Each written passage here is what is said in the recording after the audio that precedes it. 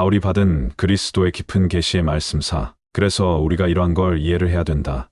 이거예요. 그래서 죄를 심히 죄되게 하여 단 한 사람도 율법의 유죄 판결을 피할 수 없게끔 하신 것입니다. 그러니까 하나님의 율법의 유죄 판결을 피할 인간은 한 명도 없는 거예요. 그래서 성경에서 의인은 없나니 하나도 없다는 말씀이 딱 맞는 거예요. 그래서 저는 구약의 성도들도 예수 그리스도를 통해서 많이 구원을 받는다. 물론 그들은 그 짐승을 잡아서 그들의 죄를 속량하고 그렇게 하나님의 은혜를 받았습니다. 복을 받았습니다. 그런데 그거는 하나의 그림자이며 그거는 약속 어음이었고 결제는 예수 그리스도의 십자가의 사건을 통해 다 결제가 되어서 그 구약에 있는 모든 성도들도 예수 그리스도를 통해서 죄 사함을 받고 구원함을 받고 하나님의 그러한 은혜 안에 약속 안에 참여하게 되는 것입니다. 그러니까 그리스도의 속죄는 시간과 공간을 초월한 영원한 속죄라는 것입니다. 진짜로 예수님 오신 후에 후대 태어난 사람들에게만 적용되고 예수님 이전의 사람들은 적용되지 않는 것이 아니라 그리스도의 그 십자가의 대속의 죽음의 사건은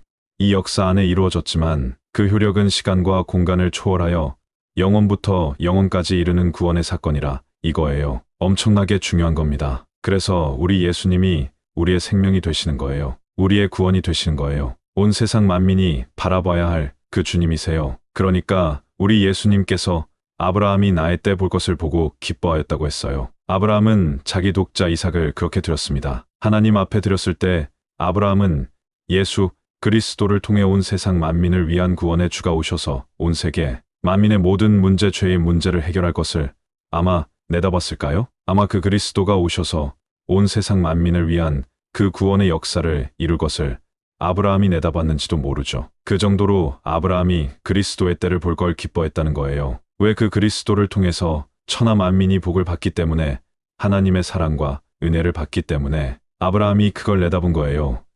믿음의 사람이죠. 그 사람은 우리의 믿음의 조상이 되는 것입니다. 사실은 그 부활신앙이 아브라함부터 시작된 겁니다. 아브라함부터 부활신앙이 우리 예수님을 통해 실제적으로 이루어졌습니다만 아브라함은 그 이삭을 하나님께 바치게 되면 그 하나님께서 죽은 자 가운데서 그를 다시 살려내셔 가지고 그 이삭을 통해서 하나님께서 약속하신 모든 하나님의 말씀을 이룬다는 것을 내다보고 그는 이삭을 하나님께 바치기로 결심한 거예요. 그러니까 이미 아브라함부터 이 부활신앙은 시작이 된 거죠. 그러니까 아브라함이 믿음의 조상이 되는 거예요. 그리스도의 부활을 내다봤다는 거예요. 이 아브라함은 벌써 그때 일어나지도 않았던 그 일을 내다봤던 거예요. 얼마나 놀랍습니까? 우리들은 그런데 부활하신 그리스도가 영광 가운데 나타나시고 이 바울을 통해서 그 부활 생명을 증거한 그러한 기록된 말씀이 있는데 우리가 믿지 않는다면 정말 우리가 믿음이 부족한 거죠. 그러니까 믿음이 부족하다. 그러지 마시고 믿음은 들음에서 나며 들음은 하나님의 말씀으로 말미암느니라.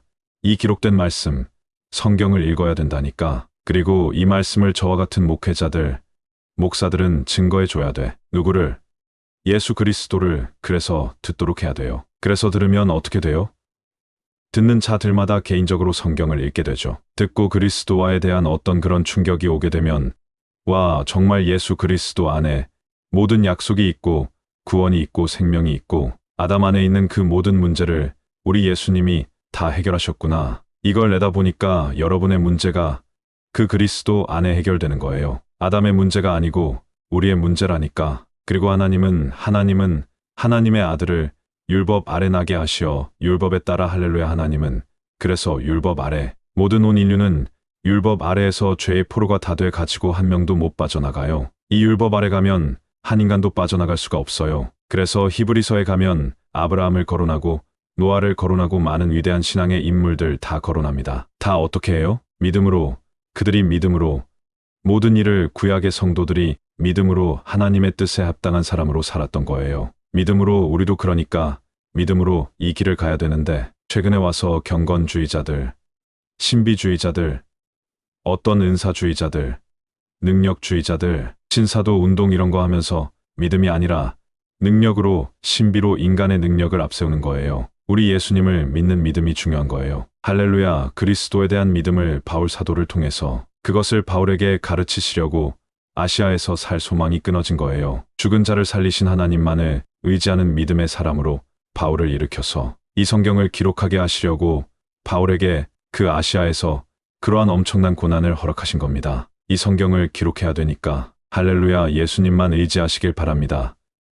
그 부활하신 그리스도 할렐루야 여러분. 그 부활하신 그리스도께서 그의 영으로 성도 안에 지금 임마누엘 하신 거예요. 내일 일을 염려하지 맙시다. 할렐루야 내일 일은 내일 염려하고 오늘 감사하는 거예요. 저도 그러한 태도를 가지고 오늘 여러분들에게 이 생명의 복음을 전하는 거예요. 그리고는 그 율법에 따라 그 모든 죄값을 율법에 따라서 죄값을 다 지불하는 거예요. 그리고 율법에 따라 죽음의 문제를 해결하고 그 죄 안에 그 육신 안에 죄와 죽음이 있는데 그 옛사람을 끝내는 거예요. 우리 예수님께서 자기 몸 안에서 그러니까 예수 그리스도의 몸 안에 참여하는 게 엄청 중요한 게 거기에서 그냥 예수님이 죄와 죽음 또 육신 이런 거 끝냈다. 그게 아니라 저의 죽음, 여러분의 죽음, 여러분의 죄, 여러분의 그러한 어둠이라든가 모든 육신 이러한 것들이 그리스도 안에서 끝난 거예요. 그래서 그리스도의 이 십자가의 대속의 주름 안에 우리가